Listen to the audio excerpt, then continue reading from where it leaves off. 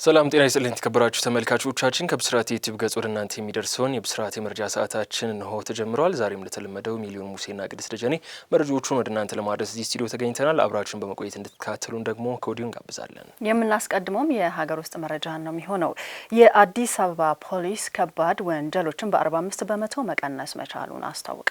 አሁናዊ የአዲስ አበባ ከተማ የጸጥታ ሁኔታ ጥሩ የሚባል ደረጃ ላይ እንደሆነም ፖሊስ አስታውቀዋል።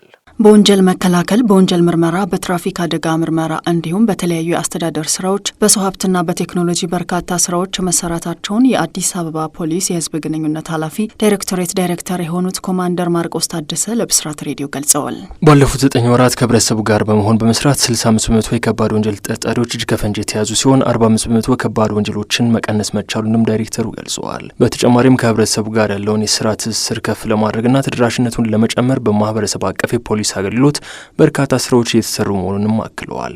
ወንጀል እንዲፈጸም ምክንያት የሆኑ ተብሎ የታሰቡ ቦታዎች ማለትም ሺሻ ቤቶች፣ ጫት ማስቃሚያ ቦታዎችና አደንዛዥ እጽ በሚያዘዋውሩ ሰዎች ላይ ጠንካራ እርምጃዎች መወሰዳቸውንም ኮማንደር ማርቆስ ተናግረዋል። ከዚህ በተጨማሪ ለወንጀል መቀነስ ምክንያቶች በተለያዩ ቦታዎች ላይ በቀንና በማታ ያሉ ፍተሻዎችና የሲሲቲቪ ካሜራዎች አስተዋጽኦ እያደረጉ ነው ተብሏል። በከተማይቱ 916 የሚሆኑ በተለያዩ ስፍራዎች የሚገኙ ካሜራዎች እንዳሉና የወንጀል መከላከል ስራ ለመስራት እንደሚያግዙም ገልጸው በተጨማሪ በከተማዋ በተጠኑ መንገዶች ላይ 400 ካሜራዎች መገጠማቸውንም ገልጸዋል። አያይዘውን በከተማይቱ ከ90 በላይ ፖሊስ ጣቢያዎች እንዳሉና አካባቢያቸውንና ግቢያቸውን በሲሲቲቪ ካሜራ እንዲቆጣጠሩና የፖሊስና የተጠርጣሪ ግንኙነት ምን ይመስላል የሚለውንና በአግባቡ የተስተናገደ ነው ወይ የሚለውን ጭምር ለመከታተልም እንደሚያስችል ገልጸዋል። በዚህም ባለፉት 9 ወራት በርካታ የፖሊስ አባላት ላይ ከስነ ምግባር ጀምሮ በወንጀል እስከ መጠየቅ ድረስ ጥብቅ እርምጃ መወሰዱን የአዲስ አበባ ፖሊስ የህዝብ ግንኙነት ክፍል ዳይሬክቶሬት ዳይሬክተር የሆኑት ኮማንደር ማርቆስ ታደሰ ጨምረው ለብስራት ሬዲዮ ተናግረዋል ስትል ሰብል አበበ ዘግባለች።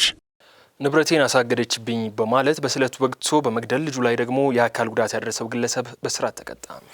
ከባለቤቱ ጋር በተፈጠረ አለመግባባት ንብረቴን አሳገደችው በማለት ሚስቱን በመግደል ልጁ ላይም ጉዳት ያደረሰው ግለሰብ በእስራት ተቀጥቷል።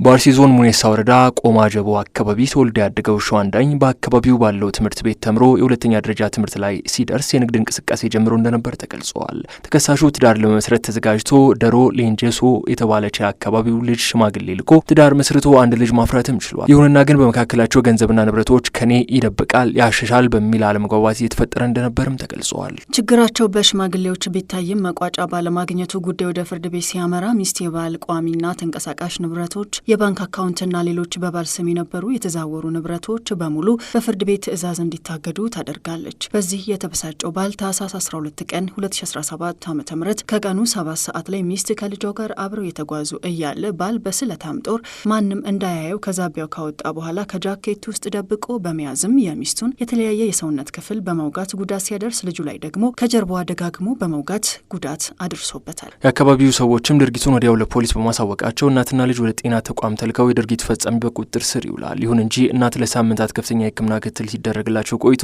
ታህሳስ 19 ቀን 2017 ዓ.ም ህይወታቸው አልፈዋል። ፖሊስም አስፈላጊውን ማስረጃ በማሰባሰብ የምርመራ መዝገቡን ለአቃቢ ሕግ የላከ ሲሆን አቃቢ ሕግም በወንጀል ሕግ ቁጥር 5391 እንዲሁም 541 በከባድ የሰው መግደልና የአካል ማጉደል ክስ ይመሰርታል። በአቃቢ ሕግ የተመሰረተውን ክስ ሲከታተል የቆየው የአርሲ ዞን ከፍተኛ ፍርድ ቤት ግንቦት 13 ቀን 2017 ዓ.ም በዋለው ችሎት ተከሳሽ ሸዋንዳኝ ሳፎ የፈጸመው ወንጀል ሰውን ለመግደል አስቀድሞ በማሰብ በመዘጋጀት ድምፅ አልባ መሳሪያ በመጠቀም የፈጸመው የግድያ ወንጀል በተለይም በልጁ እናትና በራሱ ልጅ መሆኑ ጭካኔውን ነውረኛነቱንና አደገኛነቱን የሚያሳይ በመሆኑም በ18 ዓመት እስራት እንዲቀጣም የወሰነበት መሆኑን የአርሲ ዞን አቃቤ ሕግ የተለያዩ ወንጀሎችና የነፍስ ግድያ ምርመራ ክፍል ለብስራት የላከው መረጃ ያመለክታል። ዘገባው የኤደን ሽመልስ ነው። እስካሁን የሀገር ውስጥ መረጃዎችን እየነገርናቸው አብረናችሁ ቆይታ አድርገን ነበር። አሁን ደግሞ ከውጭ ወዳገኘናቸው መረጃዎቻችን ነው የምናሳልፋችሁ። የደቡብ ኮሪያ ፕሬዚደንታዊ ምርጫ ዲሞክራሲያዊ ስርዓቶችን ለመመለስ ያለመ ነው ተባለ። ለ6 ሰዓታት ከወሰደው የአስቸኳይ ጊዜ ማርሻል ህግ በኋላ ለቀናት በመቶዎች የሚቆጠሩ የተቃውሞ ሰልፎች በሲኦል ፍርድ ቤት የተካሄደው ብጥብጥና የፕሬዚዳንት ዩን ሱኪዮል የተመሰረተው ክስ የደቡብ ኮሪያ መረጋጋት እንዲሳናት አድርጎ ቆይቷል።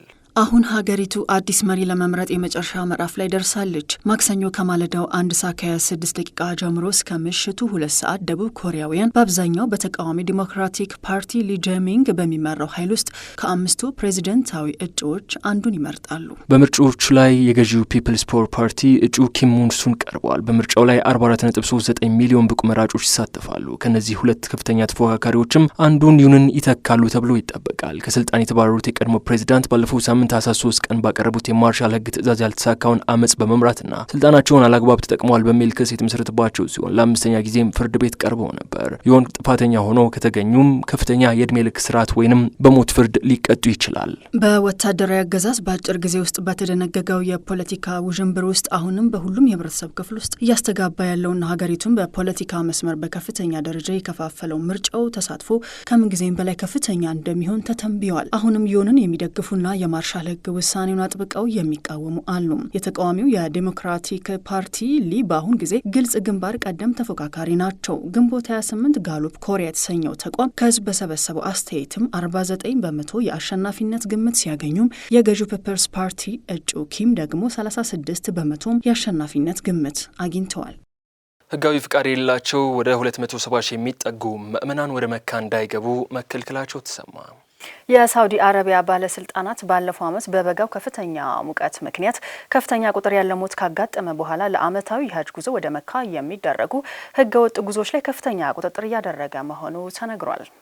እስካሁን ድረስም 269678 የእስልምና እምነት ተከታዮች ያለ ሀጅ ፍቃድ ወደ መካ እንዳይገቡ መከልከላቸው ዩሮኒውስ ዘግበዋል። መንግስት በሀጅ ላይ መጨናነቅ እንዳይከሰት የሚደረግ ጥረት ነው የሚል ሲሆን ባለፈው ዓመት በነበረው ከፍተኛ የበጋ ሙቀት ምክንያት ከሞቱት 1300 ሰዎች መካከል ህጋዊ ፍቃድ የሌላቸው ተጓዦች ከፍተኛውን ቁጥር ይይዛሉም ብለዋል። በአሁኑ ሰዓት በመካ 1.4 ሚሊዮን የሚገመቱ የእስልምና እምነት ተከታዮች ይኖራሉ ተብሎ የሚገመት ሲሆን በቀጣይ ቀናትም ተጨማሪ ቁጥር ያላቸው አማኞች በቦታው ይደርሳሉ ተብሎ ይጠበቃል። ያለ ፈቃድ ሀጅን ለፈጸመ እስከ $5000 እና እንደ መባረር ያሉ ሌሎች የቅጣት እርምጃዎችን የሚያስከትል ሲሆን ፖሊሲው ዜጎችንና የሳውዲ ነዋሪ የሆኑትንም ያጠቃልላል ተብሏል።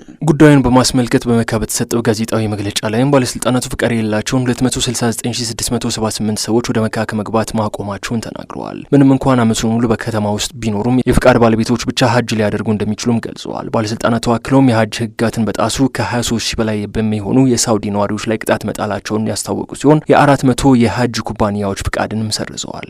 የተከበራችሁ ተመልካቾቻችን ከተወዳጁ ብስራት ዩቲዩብ ገጽ ወደ እናንተ ሲደርሱ የነበሩት መረጃዎቻችን እነዚህ ስትከታተሏቸው የቆያችሁትን ይመስሉ ነበር። በሌላ ጊዜ በሌሎች መረጃዎች ተመልሰን እስክንገናኝ መልካም ሁሉ ተመኘን። ሰላም።